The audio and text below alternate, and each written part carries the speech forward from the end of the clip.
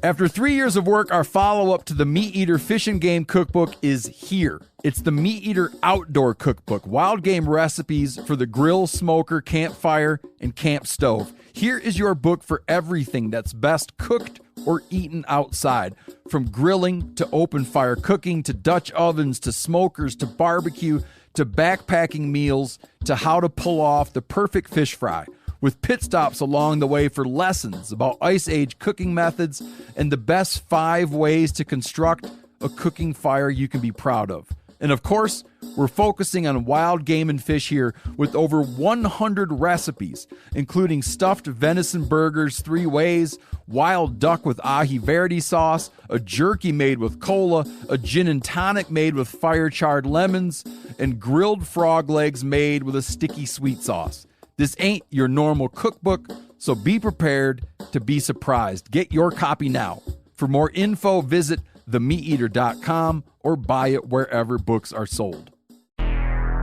Welcome to the Wired to Hunt Foundations podcast, your guide to the fundamentals of better deer hunting.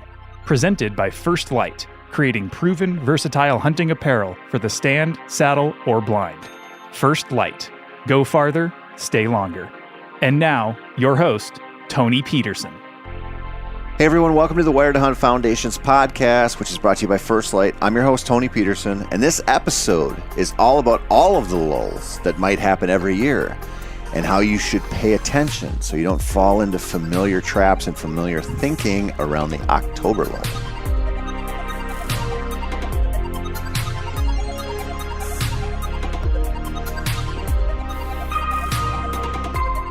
I've talked about the lull before. I'll talk about it again, I'm sure. It's a perplexing time for hunters, one that comes with some resolute opinions on the topic. If you take Mark Kenyon, for example, he's all in on the idea of the October lull. This is probably because he doesn't have very much experience hunting whitetails and therefore just doesn't really understand what's going on out there. Other hunters, such as myself, don't buy it. I don't think the lull is universal across deer populations, and I don't think we should treat it as such. And now I'm going to tell you why.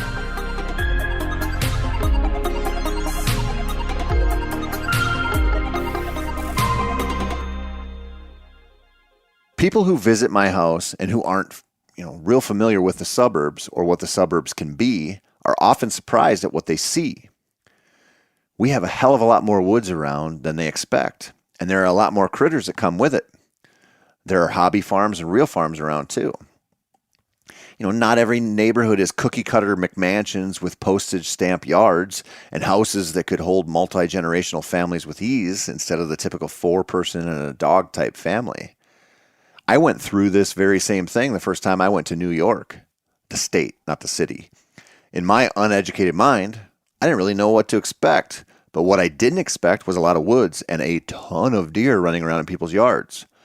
Anyway, one of the smaller hobby farms that is in our neighborhood is kind of one of those places that embraces the farm culture around a bunch of people who mostly couldn't tell the difference between a dairy cow and a donkey. At that little farm, they sell pumpkins around Halloween, hay and straw all summer long, and I can't prove this, but it looks like they're setting up some kind of petting zoo. They also have a dog that is the most farm dog-looking dog I've ever seen, complete with the floppiest ears in the business.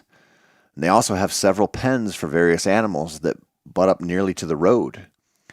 The huge and not so huge pigs, one random cow, and the goats that are there would be interesting enough for my daughters to want to ride their bikes by and take a look. But the real draw there is an adorable little lady my girls named Marshmallow. Now, I don't know if you've ever seen a baby goat in person, but if you have, you know why 2 11-year-old girls would ask their dad almost every night to ride bikes over in Marshmallow's direction so we can all ooh and awe at her. And if I'm being honest, I kind of love goats and I don't really know why. I think I like unpredictability in animals, so maybe that's it.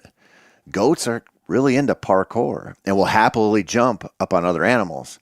They'll kick and spin and generally celebrate this behavior too, which for some reason I really appreciate. They also often have a hell of a lot of confidence. They'll headbutt someone who isn't looking just for the sheer thrill of knocking them ass over apple cart. What's not to love about that? Free spirits, those goats are. In fact, They might be my spirit animal, while Kenyan is, I don't know, definitely like a sloth or a three-legged cat, maybe a flipperless seal, perhaps. When we pedal our happy asses on over to look at Marshmallow, with the hope in our hearts that she'll do something adorable, I tend to look for a few things. The first is that the route takes us past some apple trees in people's yards.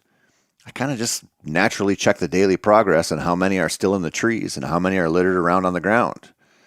Then I look under some oak trees. This isn't really hard to do since many of them are often real big in our neighborhood and they hang over the road in some spots. The amount of acorns crushed on the road gives me a good idea what's going on in the woods.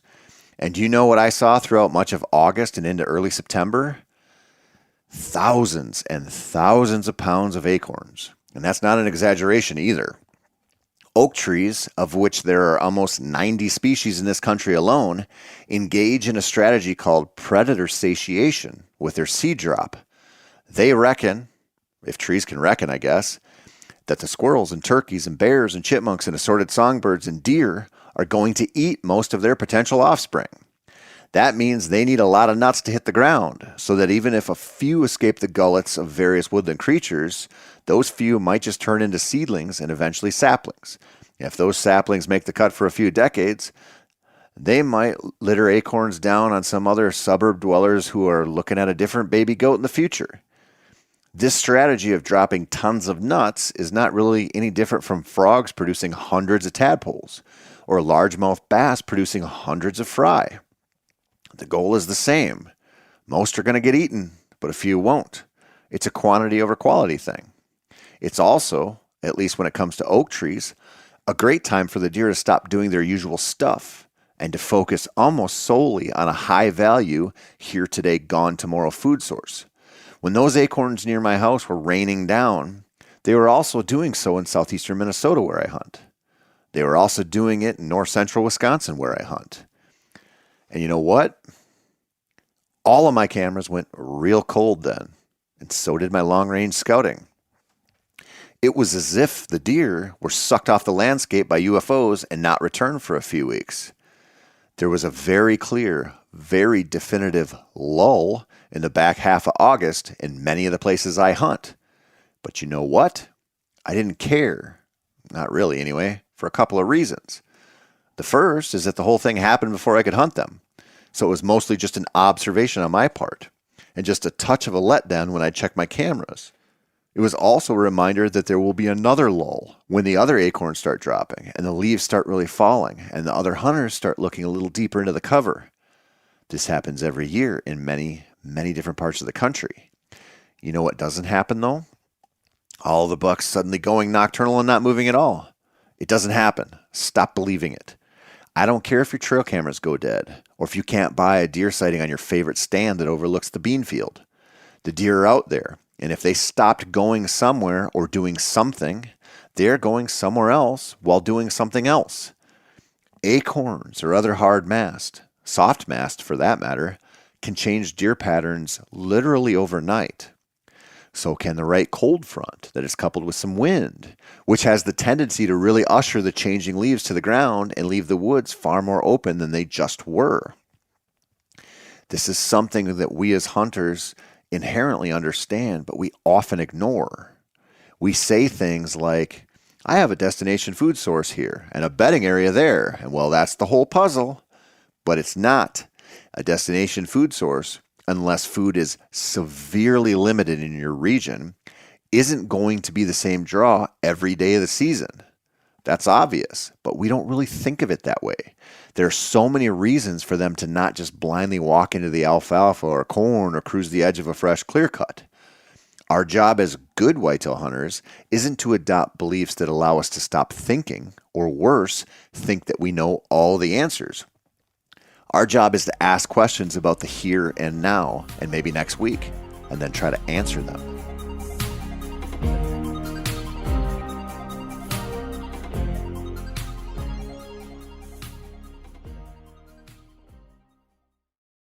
After 3 years of work, our follow-up to the Meat Eater Fish and Game Cookbook is here. It's the Meat Eater Outdoor Cookbook, wild game recipes for the grill, smoker, campfire, and camp stove. Here is your book for everything that's best cooked or eaten outside.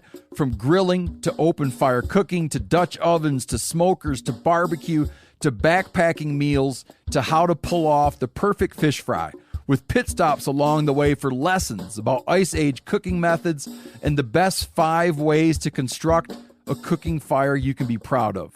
And of course, we're focusing on wild game and fish here with over 100 recipes, including stuffed venison burgers 3 ways, wild duck with ahi verde sauce, a jerky made with cola, a gin and tonic made with fire-charred lemons, and grilled frog legs made with a sticky sweet sauce.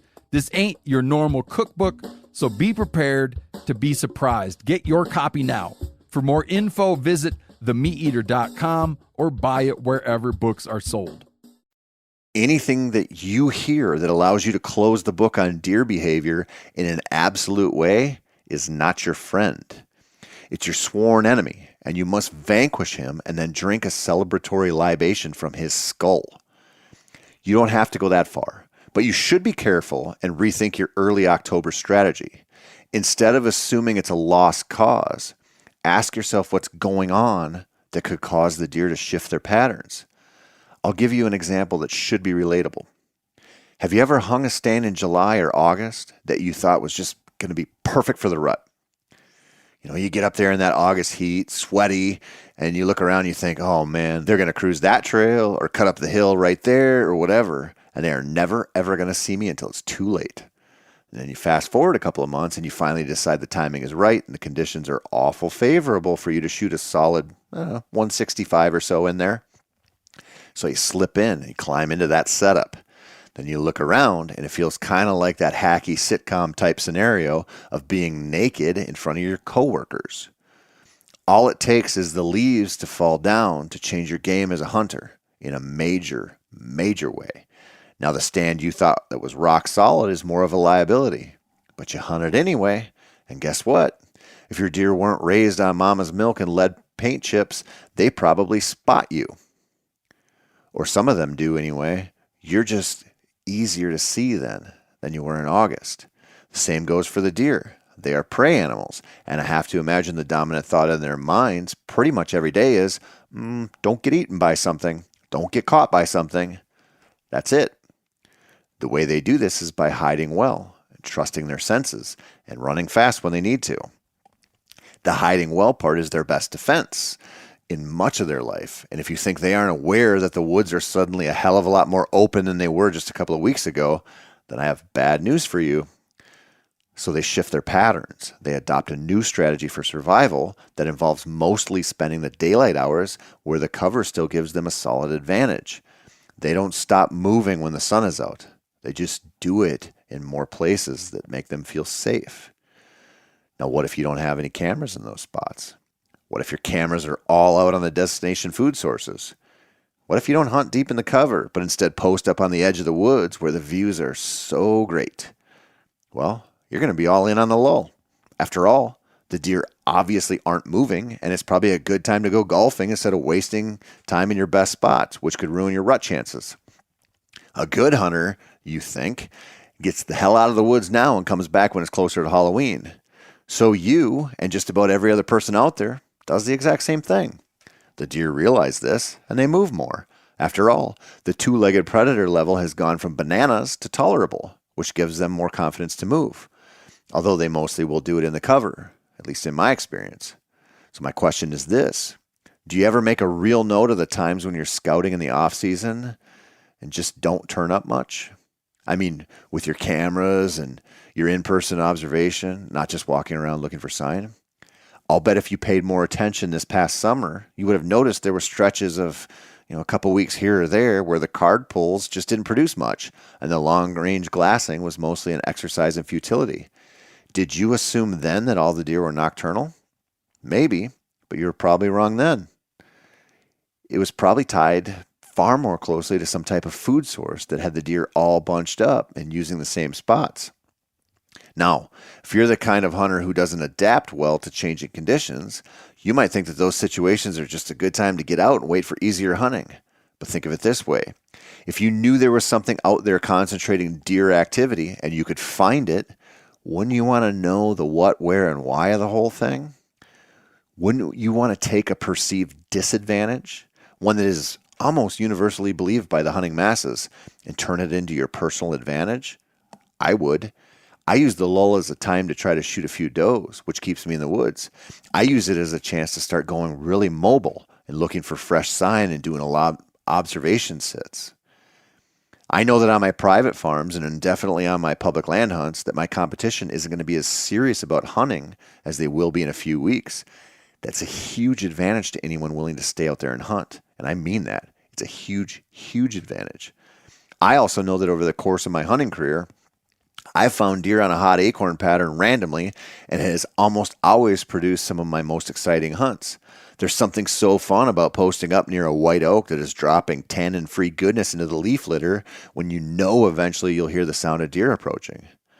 It's also fun knowing that if you get into that situation, you might have visitors all hours of the day, or you might have a crazy hunt right after a strong wind knocks down a ton or so of groceries.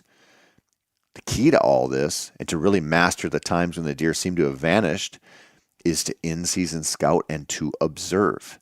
There isn't a time during any season where I adopt an observation strategy more religiously than during the first 2 weeks of October, because I might not know what tree is the tree, but I can set up on a ridge or an oak flat and figure it out pretty quickly. This is not the time to move a bunch of cameras around and cross your fingers, because by the time you get enough intel to work with, the whole thing's going to be over. You have to treat this time of year as something that can produce amazing hunts, but there is a shelf life to that. You might get a few days, you might get a few weeks, but where you find your best hunts in early to mid-October isn't likely to last. So now, before I wrap this up, I want to drive this point home. I'm going to swing you back to August for a second. When my cameras went mostly dry and my glassing sessions started to get real boring, I didn't think there was an August lull. I just thought, well, something's going on. There has to be a reason why the deer aren't where they were, and that reason was simple enough to understand. Those same rules apply to October. If the deer stop doing what you expect them to do, it's not because there's a switch that gets flipped and all the deer suddenly decide to go fully nocturnal for 3 weeks. It doesn't work that way. And I don't care how many whitetail experts say it. The deer are still going to bed somewhere and eat somewhere and walk somewhere, and they'll do stuff during shooting hours that will give you a chance to arrow them. You just need to understand that the woods are in a state of constant change, with early October being an especially transitional time frame. It just is. There's a lot going on out there, and that means your early season program that you work so hard to set up might just be dead as the old dinosaurs. Instead of accepting that as a good reason to wait for the pre-rut, ask yourself where the deer likely went, what they are likely doing. Pay attention to your surroundings, and maybe you'll notice a ton of acorns smashed on the road, acorns that you don't remember being there just last week. Maybe you'll notice something else, like a high prevalence of combines in the field while you're commuting to work. Who knows? The truth is there, and there's reasons for these changes. It's out there. It's better to view this time of year as an opportunity to figure something out than an excuse to stay out of the woods. Go find them, go hunt them, and do what so many hunters think you can't. And come back next week, because I'm going to talk just all about whitetails and their evolution and how cool they really are. It's just going to be a sciencey little breakdown of our favorite game animal. That's it for this week. I'm Tony Peterson. This has been the Wired to Hunt Foundations podcast, which is brought to you by First Light. As always, thank you so much for checking in and for listening. Really appreciate your support. Hell, everybody here at Meat Eater does. If you want some more whitetail content, maybe you want to listen to a podcast, maybe the latest Meat Eater trivia episode, maybe see some videos, read an article, whatever, themeateater.com is your place to go. And if while you're there, you feel like buying some new hunting gear, go nuts. We got a store there. There's all kinds of good stuff, from First Light, Dave Smith decoys, FHF, Phelps, all of our brands, lots of other brands too. Anyway, if you need to scratch that itch, go there, themeateater.com.